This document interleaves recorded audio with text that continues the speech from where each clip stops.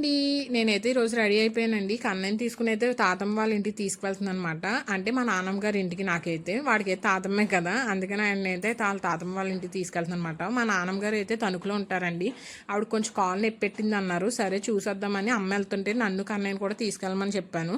సరే అని మేము ముగ్గురం అయితే స్టార్ట్ అయిపోయామండి. స్టార్ట్ అయిపోయి తణుకైతే రీచ్ అయిపోయాం. తణుకు రీచ్ అయిపోయేసరికి మేము వెళ్ళిన ఒక హాఫ్ అన్ అవర్కి అయితే ఫుల్ వర్షం అండి, గాలిదుము వర్షం అన్నమాట. వెళ్ళినప్పుడు అయితే ఫుల్ ఎండ ఉంది, కానీ ఒక నాన్ స్టాప్గా 1.5 అవర్ వరకు తణుకులో అయితే కురుస్తూనే ఉందన్నమాట వర్షం అయితేని.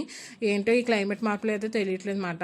మేమైతే అక్కడికి వెళ్ళాక కొంతసేపు నాన్నమ్మతో మాట్లాడాను. మా చిన్నత్తయ్య వాళ్ళు కూడా కాల్ చేశారన్నమాట, బెంగళూరులో ఉంటారు. వాళ్ళతో కూడా కొంతసేపు అయితే కాల్ చేసి మాట్లాడానమాట.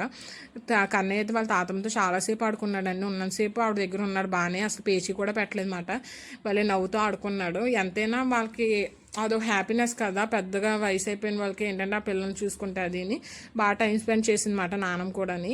కొంతసేపు అక్కడ కబుర్లు చెప్పేసాక అయితే రిటర్న్ అయితే స్టార్ట్ అయిపోయామండి. 11:30 అలా వర్షం తగ్గాక.